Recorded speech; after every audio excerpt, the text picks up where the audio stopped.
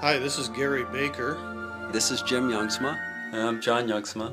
Okay, so in 1977, when Star Wars first came out, all three of us were in junior high, and Star Wars was a huge thing for us.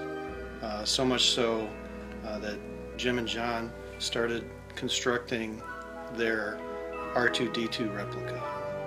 Gary had a couple Super 8 cameras, and one day at school we came in and Gary said, hey, let's just, why don't we start filming some of the scenes from the movie?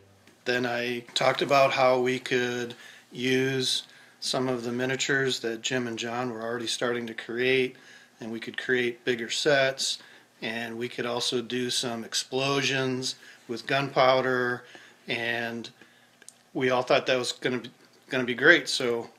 But we were doing explosions and thinking about how to create the Death Star trench scene, and everything was starting to come together. So yeah, as we started to think about filming the movie, a lot of the neighborhood kids started to get interested in it too. And it seems like a lot of the kids in the neighborhood looked like the characters in the movie. We had a Princess Leia and a Han Solo. They were brother and sister. And then there was one guy, he looked like Grand Moff Tarkin. He had that kind of chiseled chin going, and I could have played John. My brother's an identical twin, so we could have both played Luke, but I just seemed to play Luke the whole time, and John was C-3PO. R2 was himself, of course. We only ever had once or twice there was a stand-in for John as C-3PO, and if you pay close attention, you can see the difference. Mostly in the way he walked. Yeah. So we lived in Massachusetts at the time we made this, so all of the film was filmed either in the basement of Jim and John's parents' house, or in their backyard, or in a sand pit in the general area of where we lived, which was in a small town south of Worcester. The sand pit that we filmed at was called Hut Nuck Sand Pit, so it kind of had the Job of the Hut kind of name in there, which was kind of appropriate. Which is amazing how all these things tie in. I think right now, if we go back there, there's actually a housing development built in there.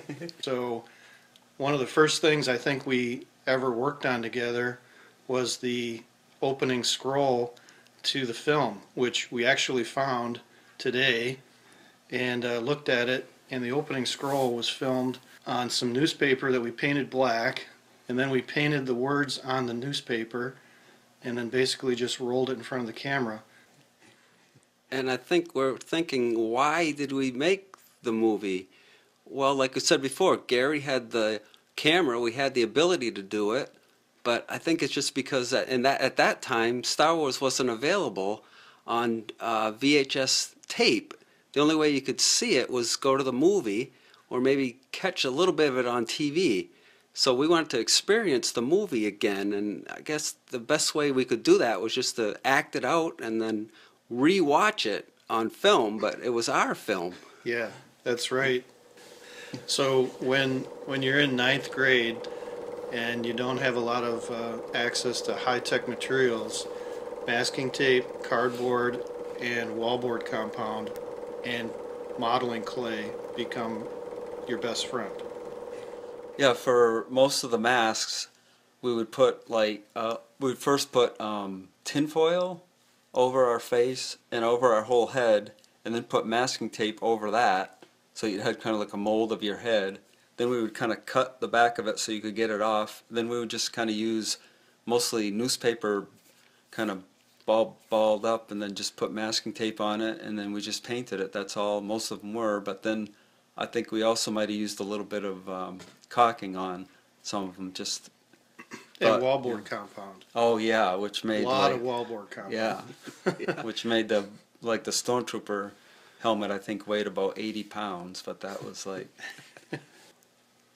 And then for the special effects, like if a spaceship had to fly in front of a planet, we would kind of film the planet first, and then you'd go into like a dark closet, and you could kind of pull the film back with your thumb, and then just go and out and then film like a spaceship flying on the next shot, and then it would just kind of superimpose, you know, over that. That's how we did that's the only way we could superimpose two things over each other. The high-tech method, it was called backwinding. Oh, yeah. And we learned that from some Super 8 filmmaker magazine that we had subscribed to. And there was different ways to do things, special effects wise, but that was the most high-tech thing that we did. Yeah, I think it was a little Backwinding. piece of masking tape in there that would hold back something so that it would push the film through, but it wouldn't somehow keep it locked in there. We defeated the motor on the camera basically, and we went through a couple cameras that way, but it was worth it. Yeah. The other high-tech method of special effects that we used was if we needed to have a blaster shot, we would literally scratch the celluloid of the film on every frame to show the blaster shot coming out of the gun. Real high-tech. But at one time, Jim and John took a field trip out to Cape Cod, to Truro, in order to get the genuine Tatooine sand dune feel for a lot of the shots of C-3PO out in Tatooine finding the Jawa sandcrawler. So it ended up being about $5 for 2.5 minutes of film, and the movie was financed on a paper route.